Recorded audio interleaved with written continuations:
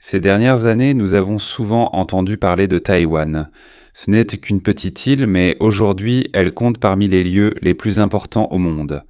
Les tensions entre la Chine et Taïwan sont immédiatement surveillées par les gouvernements, militaires et grandes entreprises de nombreux pays. Mais pourquoi? Pourquoi une simple petite île peut-elle susciter une telle inquiétude chez les pays les plus puissants du monde? Pour comprendre cela, nous devons revenir sur une guerre qui a commencé il y a plus de 80 ans. Une guerre qui n'a jamais vraiment pris fin, et c'est la guerre civile chinoise. Mais avant de commencer la discussion, je voudrais juste te demander de mettre un like et de t'abonner à notre chaîne. C'est déjà d'une grande aide pour nous, les créateurs de contenu, alors commençons. Après la Seconde Guerre mondiale, en 1945, une grande partie de la Chine a été détruite. Ils ont combattu l'occupation japonaise pendant plus de 8 ans. Des millions de soldats et de civils sont également morts. De nombreuses villes ont été détruites et l'économie du pays s'est effondrée.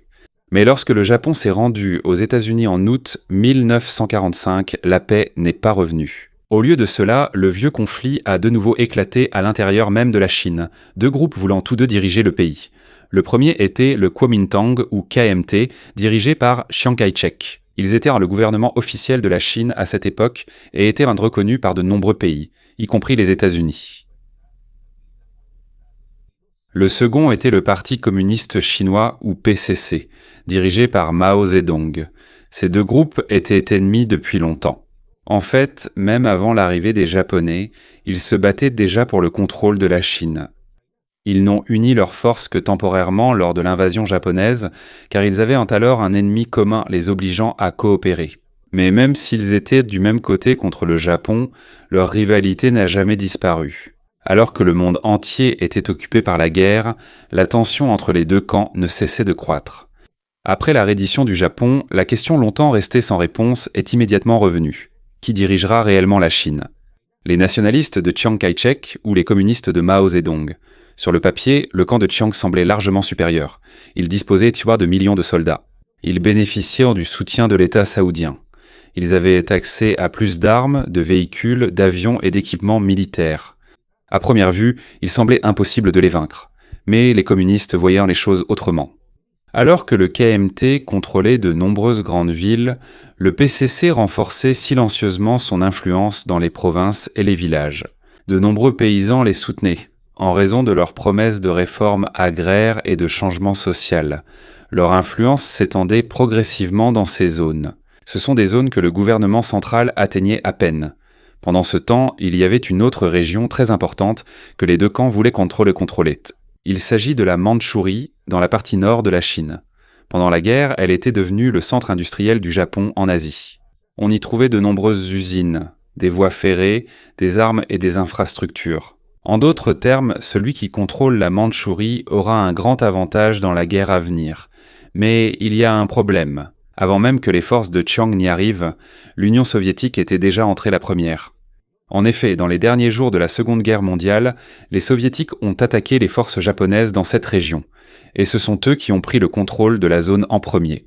À cause de cela, la situation est devenue plus compliquée. Parce que soudainement, non seulement les Chinois ont été impliqués, mais aussi les deux plus grandes puissances qui allaient bientôt s'affronter pendant la guerre froide. Et il s'agit des États-Unis et de l'Union soviétique. Alors que la tension monte, une question commence à se poser. Si les deux camps refusent de céder et veulent tous deux contrôler toute la Chine, une nouvelle guerre peut-elle encore être évitée? Examinons cela de plus près. De nombreux officiels du camp de Chiang Kai-shek sont occupés à contrôler les grandes villes. Et de l'autre côté, l'influence des communistes s'étend discrètement dans les provinces. Ils augmentent progressivement le nombre de territoires sous leur contrôle. De plus en plus de paysans deviennent des partisans. Ils les soutiennent. Ils recrutent également de nouveaux combattants qui rejoignent leurs rangs. En d'autres termes, alors que le KMT semble contrôler les principales villes, le PCC se renforce dans les zones situées entre celles-ci. Et à mesure que les deux camps s'étendent, les affrontements deviennent plus fréquents. En 1946, la Mandchourie est devenue le centre de violents combats. Le KMT et le PCC savent tous deux que cette région est très importante. Celui qui parviendra à la contrôler aura un avantage considérable dans toute la guerre. Les États-Unis ont de nouveau tenté de freiner l'aggravation de la situation. Un nouveau cessez-le-feu a été instauré grâce à des négociations menées par le général George Marshall. Mais comme pour les accords précédents, personne ne se faisait vraiment confiance. Les deux camps utilisaient chaque trêve pour se préparer à la prochaine bataille. Du côté de Chiang Kai-shek, il croyait qu'il devait écraser immédiatement ses adversaires, le PCC, avant qu'il ne devienne trop puissant. Pour lui, il ne pouvait pas y avoir de Chine stable tant qu'il existait une armée communiste séparée qui continuait de s'étendre. Pendant ce temps, le PCC profitait de chaque cessez-le-feu pour renforcer sa position dans la région nord-est de la Chine. Lorsque les forces soviétiques ont quitté certaines parties de la Mandchourie, les communistes sont rapidement entrés et ont pris le contrôle des villes importantes. L'une d'elles était Arban, l'une des plus grandes villes de la région. Grâce à cela, leur présence dans le nord de la Chine s'est encore renforcée. Mais en juin 1946, Chiang Kai-shek a décidé de mettre fin aux négociations. Il a lancé une offensive massive contre le PCC. C'était l'une des plus grandes opérations militaires de toute la guerre civile. Les forces du KMT ont attaqué simultanément depuis différentes directions. Leur objectif était d'encercler et de détruire l'armée principale des communistes. À première vue, le plan semblait réussir. De nombreuses unités du PCC ont été forcées de battre en retraite. Certains groupes ont subi de lourdes pertes. De nombreuses villes et localités sont retombées sous le contrôle du gouvernement nationaliste. Mais il y avait un gros problème. Ils n'ont pas capturé la force principale du PCC. Au lieu de se battre directement, les communistes se retiraient souvent lorsqu'ils étaient désavantagés. Lorsqu'ils voyaient une opportunité, ils attaquaient soudainement les unités dispersées du KMT. C'est la stratégie que Mao utilisait depuis longtemps. Éviter les ennemis puissants et attaquer les parties faibles de l'armée.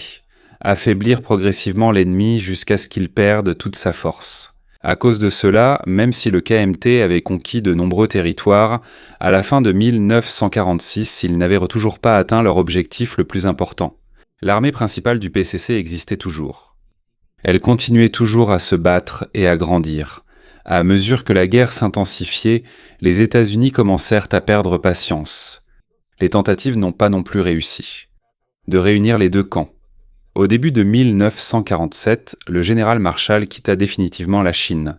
Pour Washington, il était désormais clair que le conflit ne pouvait plus être résolu par la négociation. Après cela, le camp de Chiang devint encore plus agressif. Ils ont lancé une nouvelle série d'offensives. L'une de leurs principales cibles était la province du Shaanxi et les zones servant de centre d'opération du PCC. Ici se situe Yan'an, symbole du mouvement communiste. Pendant de nombreuses années, pour de nombreux responsables du KMT, si Yan'an tombait, tout le mouvement de Mao s'effondrerait aussi. Mais la direction communiste avait une autre vision. Alors que l'armée nationaliste approchait, Mao a pris une décision qui a surpris beaucoup de gens. Il n'a pas défendu la ville jusqu'à la mort. Au lieu de cela, il l'a abandonnée. Pour lui, l'armée était plus importante qu'une ville. La capacité de se battre était plus précieuse que de tenir un endroit particulier. Ainsi, lorsque le KMT a finalement pris le contrôle de Yan'an, de nombreux officiels à Nankin ont célébré. Ils avaient l'impression que la victoire était proche. Mais derrière cette victoire, ils ne voyaient pas un problème bien plus grave. Ils avaient assompri la ville. Mais ils n'avaient pas détruit l'armée de Mao. Ils n'avaient pas démantelé l'organisation du PCC. Et ils n'avaient pas empêché l'expansion continue de leur influence dans les provinces. Pendant que le KMT était occupé à contrôler de plus en plus de territoires, leur ligne d'approvisionnement s'allongeait Ils devaient trop disperser davantage de soldats dans différentes régions. Il fallait dépenser davantage. Il y avait plus de problèmes à résoudre. Pendant ce temps, le PCC continuait de recruter, de former et de renforcer son armée. Une chose devenait de plus en plus claire. La guerre ne se terminerait pas en quelques mois seulement. La bataille que Chiang espérait voir se terminer rapidement commençait à devenir une longue guerre d'usure, de ravitaillement, d'économie et d'endurance. Et dans ce genre de guerre, ce n'est pas toujours l'armée la mieux armée qui l'emporte. Parfois, c'est le camp qui sait le mieux attendre qui gagne, quoi qu'il en soit. À ce stade de la guerre, la plus grande différence entre les deux camps a commencé à apparaître. Les deux voulaient contrôler toute la Chine. Ils avaient tous les deux des millions de partisans. Ils avaient tous les deux de grandes armées, mais leur façon de penser était complètement différente.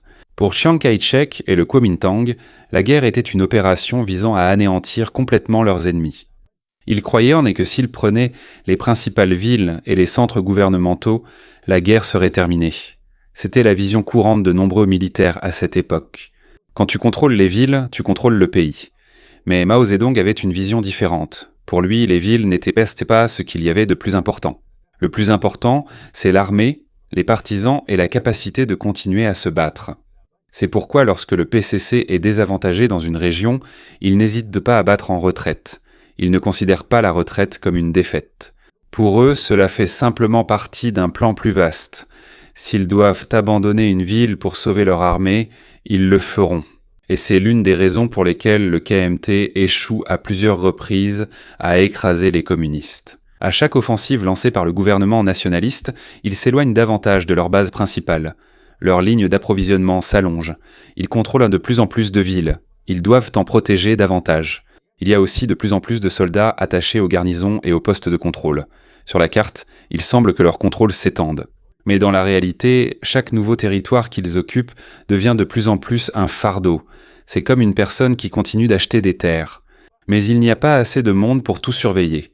Pendant que cela se passe, la situation est tout à fait opposée du côté du PCC. Ils continuent de recruter de nouveaux soldats. Ils continuent de renforcer leur organisation. Leur coordination entre les différentes régions est également meilleure et plus efficace. À la fin de 1947, leur armée avait considérablement grandi. Ils avaient un plus d'artillerie. Ils avaient aussi plus de mitrailleuses qu'au cours des années précédentes. Et surtout, ils avaient désormais plus de confiance pour passer de la défense à l'offensive. Peu à peu, la tournure de la guerre commençait à changer. Le camp autrefois en retraite passe maintenant à l'attaque. Pendant ce temps, le camp autrefois dominant est maintenant obligé de se défendre sur de nombreux fronts en même temps. En 1947, le PCC a lancé une série de grandes contre-offensives. Au lieu d'affronter toute l'armée du KMT en même temps, il choisissait des villes et des unités isolées de la force principale. Lorsque des renforts arrivaient des environs, ils les attendaient sur la route. Ensuite, ils attaquaient. Cela s'est produit à plusieurs reprises dans différentes régions du nord de la Chine. À cause de cela, de nombreux commandants du KMT ont commencé à avoir peur d'envoyer des renforts. Chaque convoi qui partait risquait de ne jamais revenir. Au fil du temps, le moral de nombreuses troupes nationalistes a commencé à chuter. Certains se rendaient, d'autres fuyaient, et il y avait même des unités entières qui rejoignaient le camp du PCC. Pour les communistes, cela était extrêmement important. Non seulement ils réduisirent le nombre d'ennemis, mais ils augmentaient aussi leurs propres effectifs.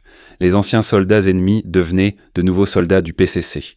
Les anciennes armes du KMT étaient utilisées contre leurs anciens maîtres. Peu à peu, l'élan des forces communistes s'intensifiait.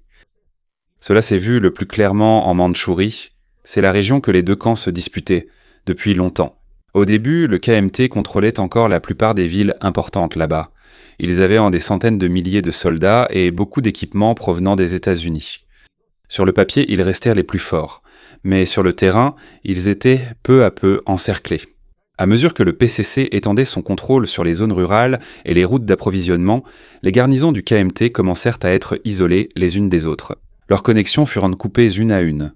Leur contrôle diminua progressivement. À l'approche de 1948, il devint évident que la grande bataille pour la Mandchourie était sur le point de commencer. Et le résultat de cette bataille ne décidera pas seulement du destin de cette région. Il est également possible que cela détermine qui sera le prochain véritable dirigeant de toute la Chine. Dans les mois à venir, l'une des campagnes les plus importantes de toute la guerre civile chinoise va se dérouler. Une série de batailles qui va changer l'équilibre des pouvoirs en Asie et rapprocher le Parti communiste de sa plus grande victoire. Avec l'intensification de la guerre, les soldats ne sont pas les seuls à souffrir. L'impact est encore plus fort sur les civils.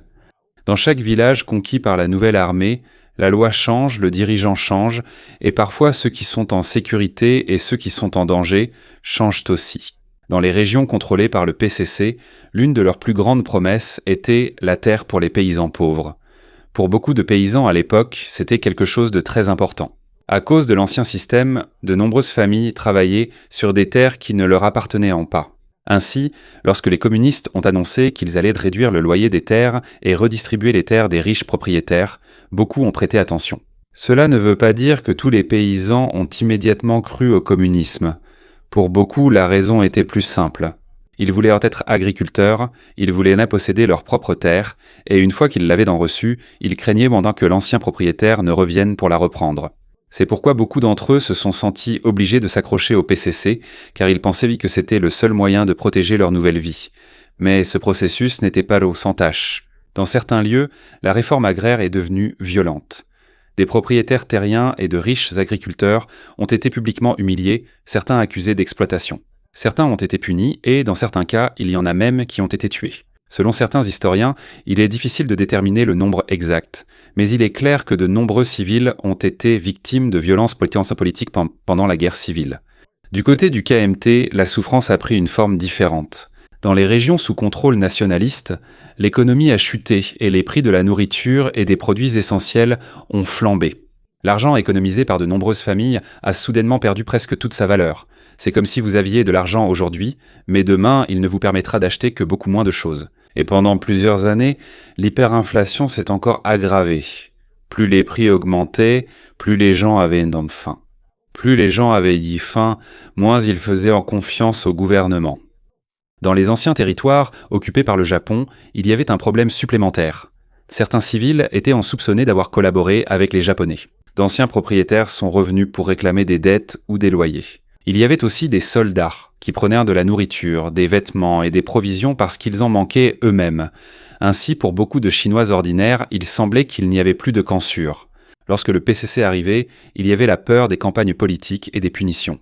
Lorsque le KMT arrivait, il y avait la peur de la corruption, de la faim, de la saisie forcée des provisions et de la dévaluation de la monnaie.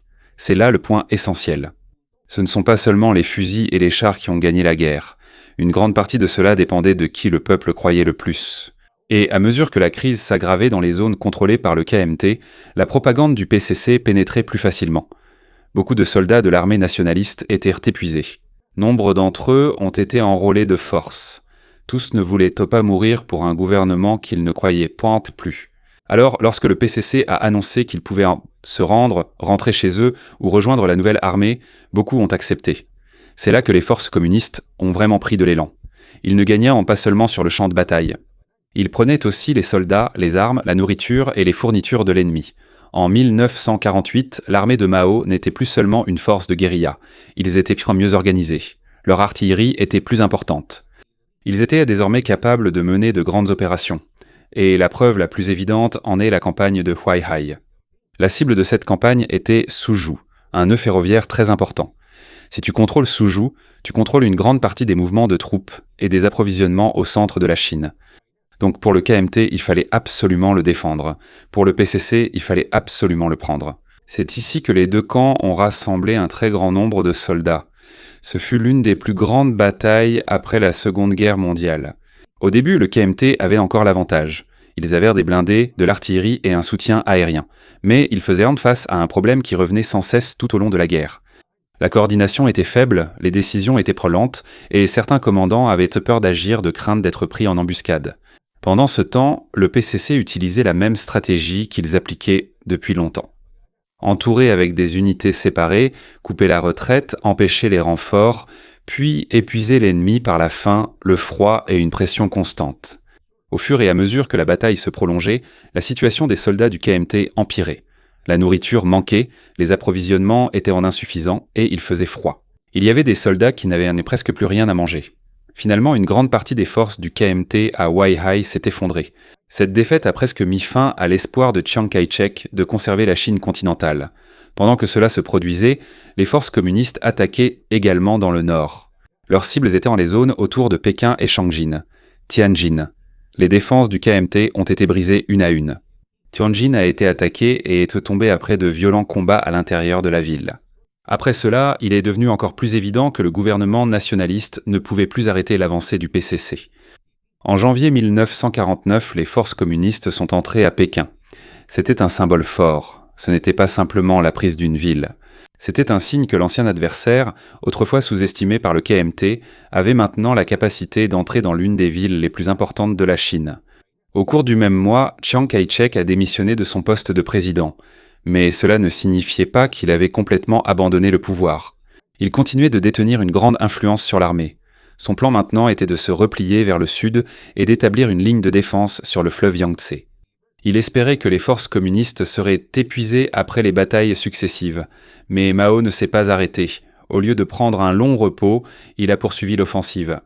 Au printemps 1949, les forces communistes ont traversé le fleuve Yangtze.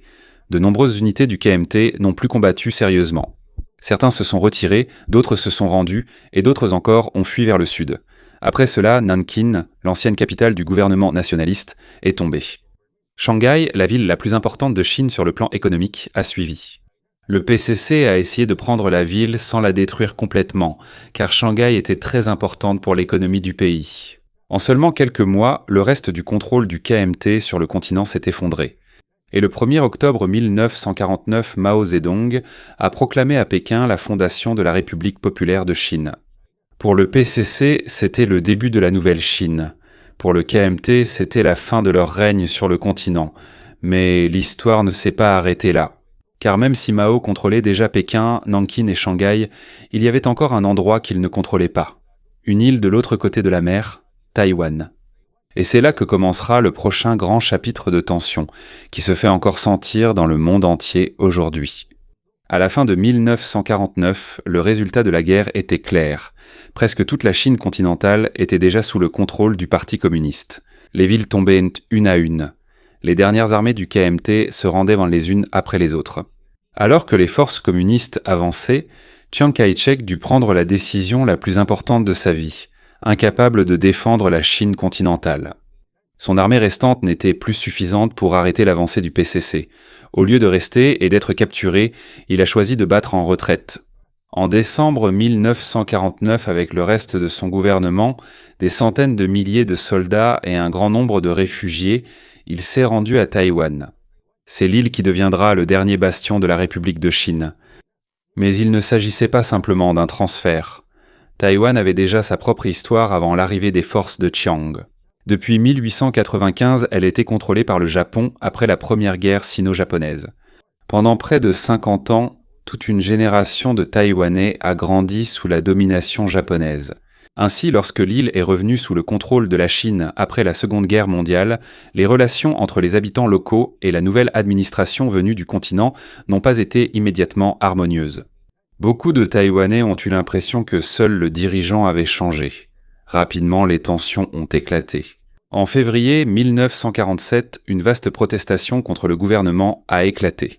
Ce qui a suivi est l'une des périodes les plus sombres de l'histoire de Taïwan. Selon les historiens, des milliers de civils ont été tués lors de la répression qui est ensuite devenue connue sous le nom d'incident du 28 février ou incident 228. Jusqu'à aujourd'hui, cela reste l'un des événements historiques les plus importants à Taïwan. À l'arrivée des réfugiés et des soldats du continent en 1949, le KMT a rapidement transformé l'île en une grande forteresse militaire. Ils ont construit des défenses, formé des soldats. Et pendant de nombreuses années, ils espéraient toujours qu'un jour, ils pourraient reprendre la Chine continentale. Mais de l'autre côté de la mer, Mao avait aussi d'autres problèmes. Bien qu'il ait gagné la guerre civile, il ne contrôlait pas encore totalement tous les territoires revendiqués par la nouvelle République populaire de Chine. Au cours des années suivantes, le nouveau gouvernement a étendu son contrôle sur différentes régions, y compris le Xinjiang et le Tibet. En parallèle, le nouvel ordre de la guerre froide a émergé en Asie, rendant Taïwan plus important qu'avant. Au cours des premiers mois qui ont suivi la victoire du PCC, les États-Unis n'étaient pas encore sûrs de soutenir Taïwan. En fait, il y avait à l'époque des déclarations de l'administration du président Harry Truman qui montraient qu'il ne voulait pas s'impliquer directement dans les affaires de l'île. Taïwan semblait isolé. Il semblait que rien ne pouvait arrêter une possible invasion menée par la Chine communiste. Mais tout a changé en 1950. La guerre de Corée a éclaté. Soudain, de nombreux responsables à Washington ont cru que l'influence du communisme pouvait s'étendre en Asie de l'Est. C'est pourquoi les États-Unis ont décidé de protéger Taïwan contre une éventuelle attaque. L'une des mesures les plus importantes a été l'envoi de la 7e flotte dans le détroit de Taïwan. Cette simple décision a eu un impact énorme sur l'histoire. En raison de la présence américaine, il est devenu plus difficile pour Pékin de lancer une grande invasion contre Taïwan. Et à cause de cela, les deux gouvernements sont restés séparés. Une Chine sur le continent et une République de Chine à Taïwan. Jusqu'à aujourd'hui, on peut encore voir les effets de ces événements. Mais avant d'arriver au présent, il y a une question importante. Pourquoi le PCC a-t-il gagné ? Pourquoi le KMT a-t-il perdu alors qu'ils avaient plus de soldats ? Ils avaient les plus d'armes et un soutien international plus large au début de la guerre. L'une des plus grandes raisons est la perte de confiance du peuple envers le gouvernement nationaliste. Après une longue lutte contre le Japon, le pays était épuisé. Les soldats aussi étaient fatigués. Beaucoup d'entre eux avaient faim. Beaucoup voulaient simplement rentrer chez eux. À mesure que la guerre durait, les désertions et les redditions de soldats augmentaient, beaucoup rejoignant le camp du PCC. Parallèlement, la corruption s'aggravait dans certaines branches du gouvernement du KMT. L'économie s'est effondrée et les prix des produits essentiels ont explosé. Les citoyens ordinaires ont eu la vie dure. Pendant ce temps, même si le système du PCC n'était pas parfait, ils ont réussi à offrir une direction alternative à de nombreux agriculteurs et aux communautés pauvres. Ils ont mis en place des réformes que beaucoup de gens dans les zones rurales ont trouvées plus bénéfiques. Du côté militaire, leur structure de commandement était plus organisée. La coordination était meilleure. Leurs plans à long terme étaient plus clairs. Et à mesure que leur armée se renforçait, leur capacité à mener de grandes opérations augmentait également. D'un autre côté, le KMT était constamment obligé de défendre de nombreux endroits en même temps. Peu à peu, ils manquèrent de personnel, de ravitaillement et de temps. En d'autres termes, ce n'était pas seulement une guerre de soldats. C'était aussi une lutte de système, une lutte économique, une lutte de leadership et une lutte pour obtenir le soutien des citoyens ordinaires. Le 1er octobre 1949, Mao Zedong a officiellement proclamé la fondation de la République populaire de Chine à Pékin. Pour beaucoup, cela marquait la fin de la guerre civile chinoise. Mais techniquement, il n'y a jamais eu d'accord de paix officiel entre les deux parties. Il n'y a pas eu de traité formel déclarant la fin de la guerre. Et c'est la raison pour laquelle la question de Taïwan reste l'un des points chauds géopolitiques les plus sensibles au monde jusqu'à aujourd'hui. La tension qui a commencé pendant la guerre civile des années 1940 n'a jamais vraiment disparu. Elle a seulement changé de forme. Et pendant plus de 70 ans, la question qui reste sans réponse complète demeure la même. La Chine et Taïwan redeviendront-elles un seul pays? Ou bien suivront-ils des chemins séparés pour les décennies à venir? Et alors que la Chine continue de se renforcer, tandis que l'Amérique continue de soutenir Taïwan, le chapitre ouvert depuis la guerre civile chinoise reste toujours en suspens. Une guerre qui n'a pas seulement façonné la Chine moderne, mais qui continue aussi d'influencer l'équilibre des pouvoirs dans le monde entier jusqu'à aujourd'hui.